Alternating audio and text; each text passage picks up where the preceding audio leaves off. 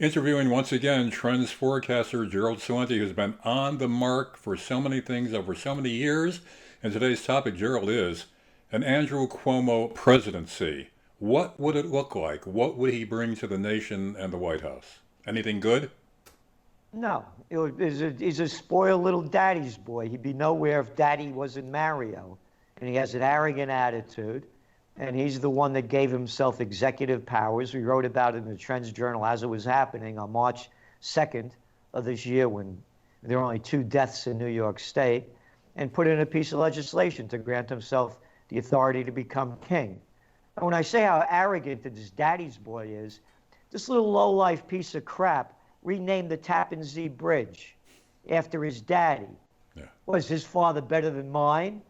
Who the hell are you to rename the bridge after your father?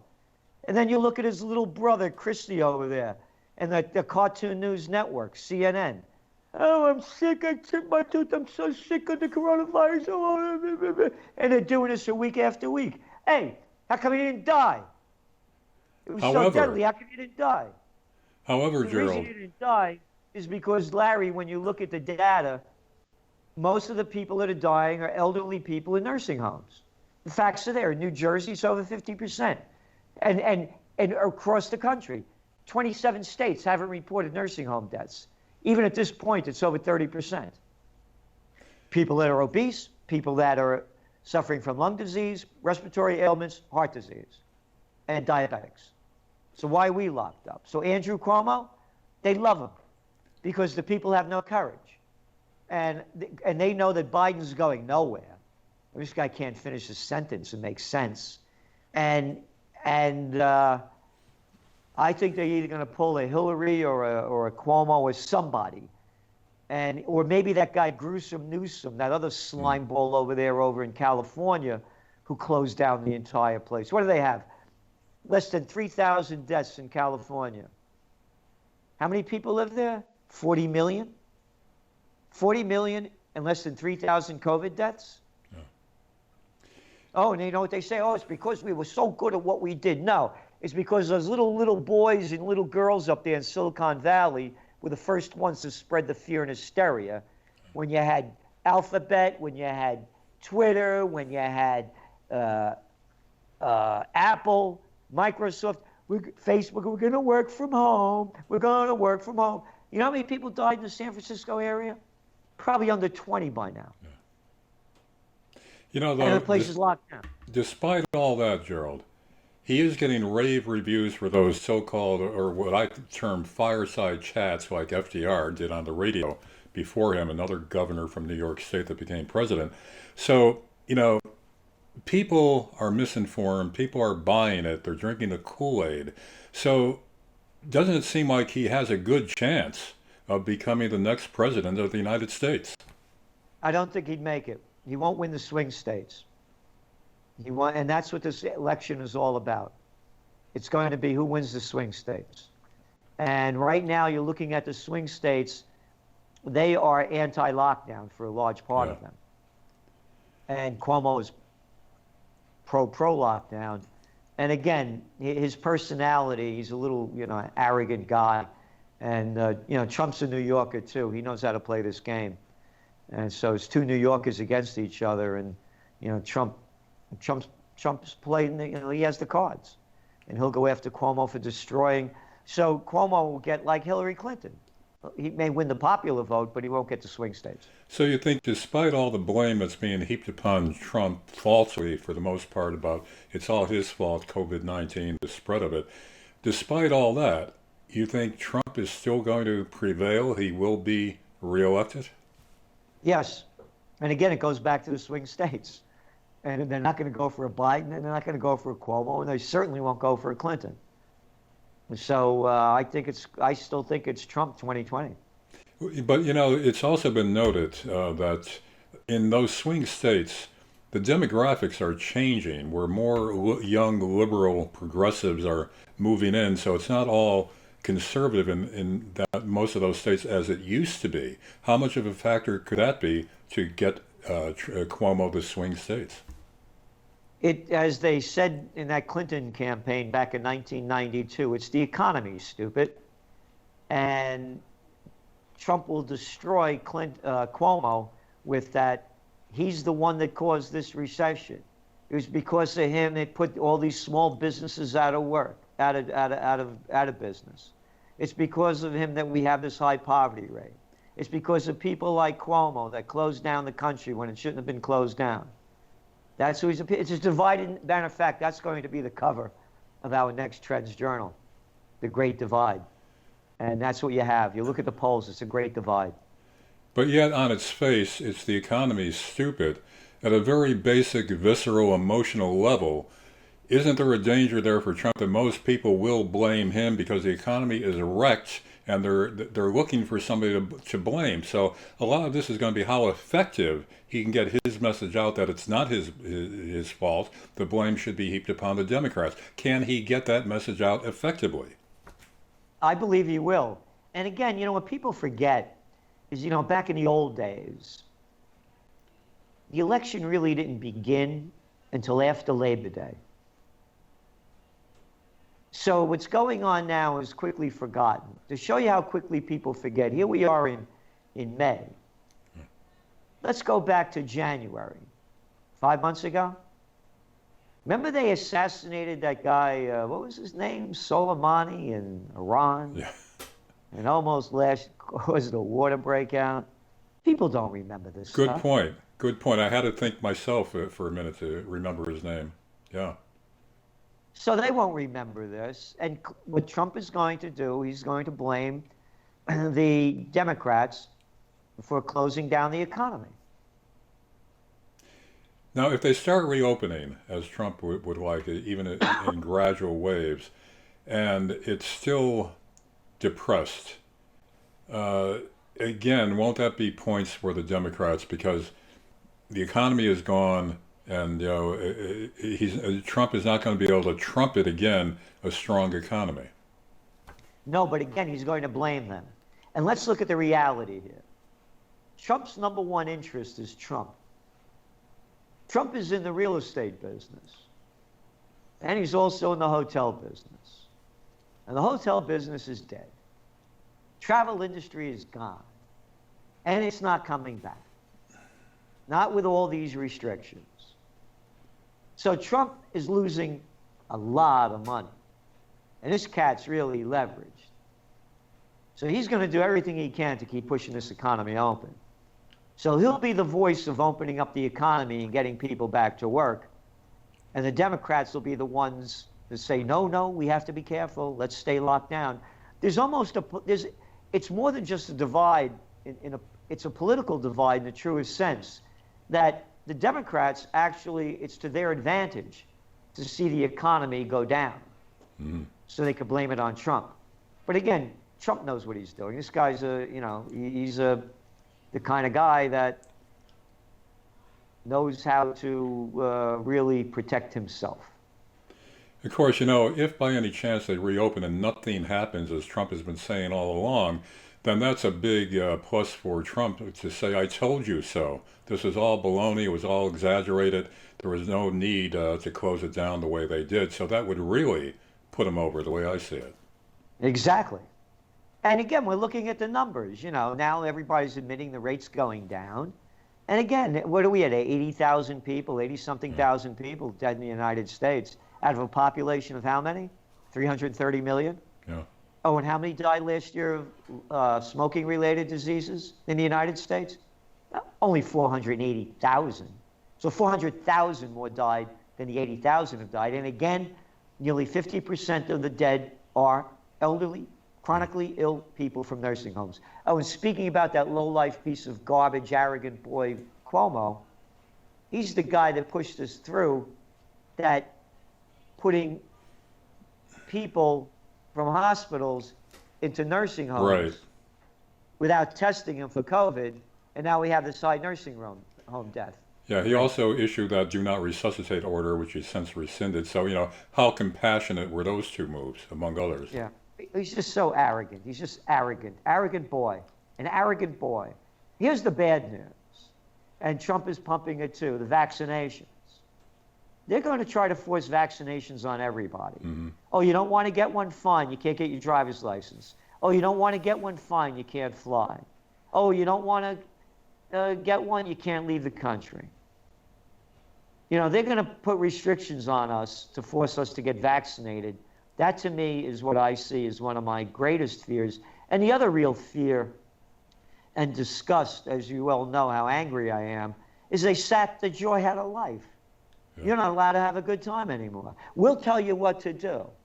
We're in charge. We're going to make up any crap we want. Or you could go to the beach, you could go swimming, you could go surfing, but no sunbathing. I mean, he's making a crap up. I mean, the wind blows everywhere. You got it? Anybody got this in their head? Yeah. You're making up these social distancing numbers. In Europe, it's 1 meter, 3.1 feet. In France and Germany, but they changed it 4.5 feet. Hey, in America, we're going to say 6 feet. Arrows everywhere. You have morons on a power trip. End the story. Even if businesses open back up in the next few months and people go back to work, they start buying and all that, it's still going to be a long time before it gets back to anywhere near normal. Now, considering that, are you still predicting that we are in already, presently, the greatest depression? Yes. And all you have to do is look at the numbers. Look at the unemployment rate. You know, so according to the Labor Department, they came out with the statistics last week. It showed 14.9 or something.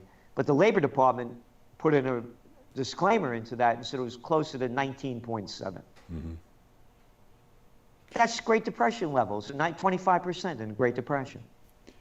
This is much worse because in the Great Depression, they didn't force all these other businesses out of business like they're doing now. And the other important point about this, and one of our writers is Greg Manarino, and he's been writing about how the bigs are going to get bigger. Yeah. The little businesses are going to go out of business, and they'll keep gobbling up the bigs. And look what the Federal Reserve did.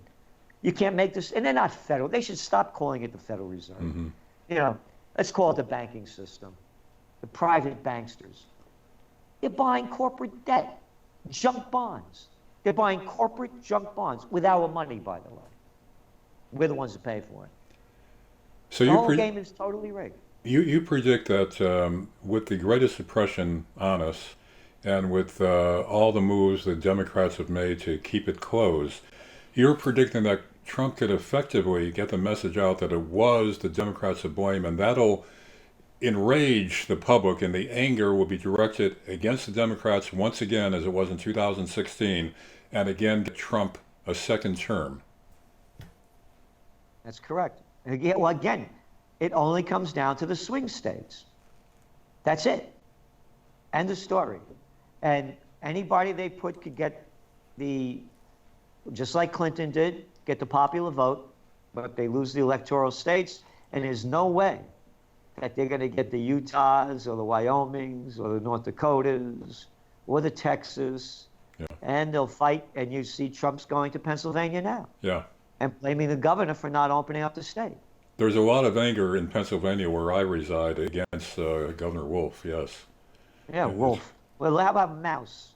Wolf. How about Mouse? How about lousy little political mouse?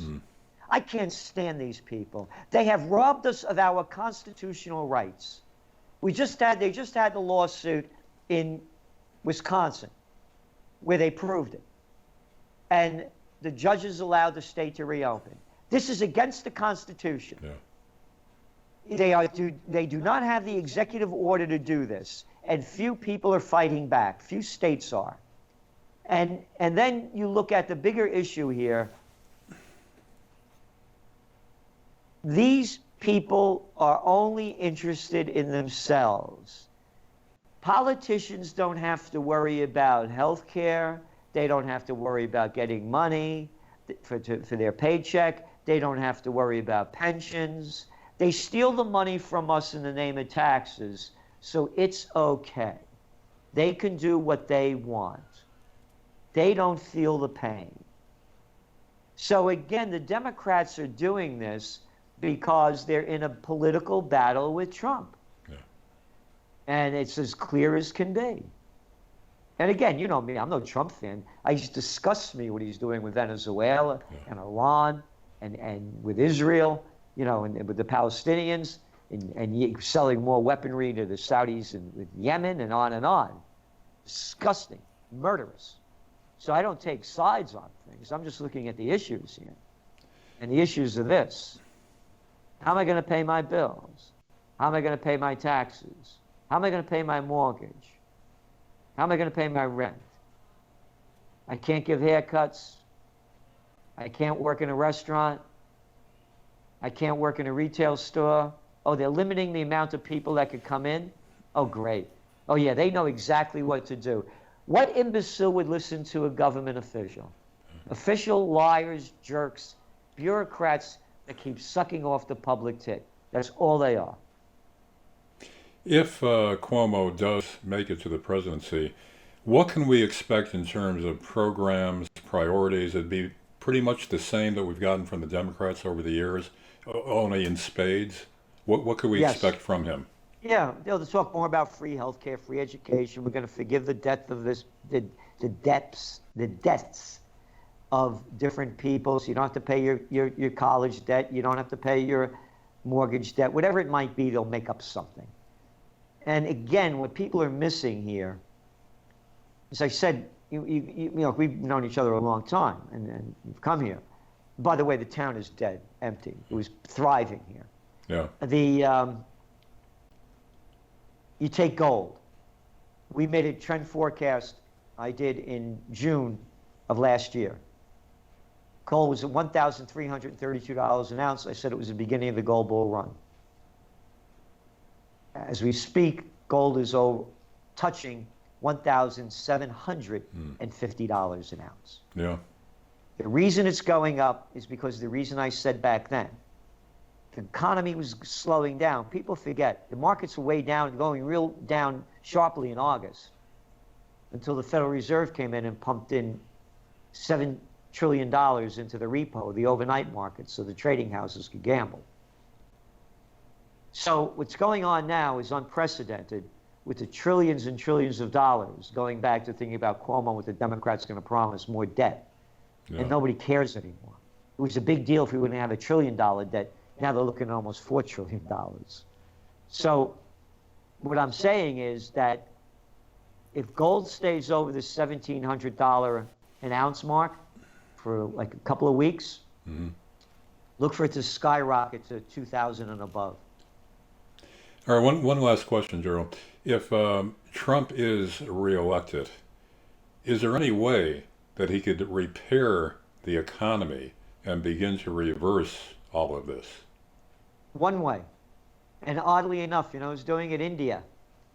They're talking about what I've been talking about now for only about 12 years, a self-sustaining economy. Why are we buying our shirts, our shoes, 96% of our clothing from foreign countries when we used to make it here? And Modi's saying the same thing now. And be vocal, buy local is his phrase. And the Indian economy is going into the tank. So the only way you become it is with a self-sustaining economy. We have all the natural and human resources we need. It drives up labor costs. Yeah, fine. People make more money, they spend more. Oh, you mean the multinational corporations can't make the money they were making before? You know, so yeah, they got to make less, because then you have more small businesses opening up. So the only way I see it possibly happening is with a self-sustaining American economy. Buy local, be vocal. Yeah, we should have never drifted away from all that outsourcing. However, how does Trump convince or compel the multinationals to come back to manufacturing in the United States when they could still make much more profit by manufacturing cheaply overseas? How are you going to convince them to take less profit? It's called taxes. You bring it in, we tax you high. That's it. You don't make it in, we're going to tax you. And again, Trump won't do it. You know, he'll only BS about it. So therefore, if it's BS from Trump, where do we stand? We got BS in both parties. They're the Republicans and Democrats. I mean, Trump was going to drain the swamp. He filled the swamp with all the swamp creatures. Trump gave the big tax cuts to the biggest. You know, that when his 2017 tax cut deal, according to the Tax Policy Center, some 82% of it went to the 1%. Yeah. And what did they do with all that money? No, it didn't go into capital improvements like they said. It went into stock buybacks. So he'll say one thing, but he won't do anything. So and again, considering all that, we are in deep doo-doo and likely to remain in deep doo-doo. as long as we have the murdering thieves, the Repulsivkins, and the Democrats running the country. And I say murderers and thieves, by their deeds you shall know them. Yeah. How many wars do they have to start based on lies? Oh, look at that arrogant little Biden boy. Another guy's been sucking off the public tit his whole life. Never worked. How about him? Look at him. This is a guy that's, his son Hunter got all this money for free, working for Burisma Energy. So look at all the wars that he supported. That's, of course, the Ukrainian company that became the issue of the impeachment process. Yeah. That's going to hurt Trump, too, because you saw how his little boy got all that dough. But look at Biden, rather. It's going to hurt Biden. The other thing I want to mention about Biden, look at all the wars he's voted for. Yeah. One after another. So when I say murderers and thieves and how they're stealing our money in front of us in the name of too big to fails and on, giving all the tax breaks to the biggest. So as long as these gangs, these murderers and thieves are in place, why would anybody with a brain bigger than George W. Bush's believe in them? Well, you've been saying all along, Gerald, that when all else fails, they take you to war. So will Trump be taking us to war before the election, or will the Democrats get us into war before the election, or will this happen after the election, no matter who wins? It'll happen at some point, no matter who wins. History's repeating itself. Go back to the 1930s. You had currency wars, trade wars, Great Depression, World War II. Currency wars now, trade wars now. Greatest Depression, World War III. Excuse me. And it'll be the war that Albert Einstein warned us about when they asked him what kind of weapons will be used to fight the Third World War. He said, I don't know. He said, but they'll be using sticks and stones to fight the fourth. And it's the truth. Hypersonic warfare, biological warfare, cyber war, on and on and on and on. Bringing down electrics, total chaos. And again, and one of the covers of the Trends Journal was dumb enough to believe Bush's wars, dumb enough to believe the COVID war. Right. Bush's popularity rating was going into the toilet before 9/11. And that's another one of our covers of the Trends Journal way back when. Coronavirus, 9/11, spreading terror. And so George W. Bush's popularity rating went up to 90%. People were so stupid they believed this low-life little piece of garbage crap. A murderous little, nothing little boy. Another daddy's boy, by the way. Born on third base, thought he had a home run. These guys would be nowhere. As George Carlin used to say, it's one big club and you ain't in it. That's right. And the club is in control. So to answer your question, the club's in control. Well, on that bleak, but once again, very incisive note, you've been so on the button about all these things over the years. Gerald Celente, thanks once again for joining us. And thank you, and please, everyone, go to trendsjournal.com and check out the Trends Journal. No magazine like it in the world. Right, and that's the truth. It's excellent. Everybody should look at that. Everybody should subscribe. Thanks, Gerald. Thank you. Okay.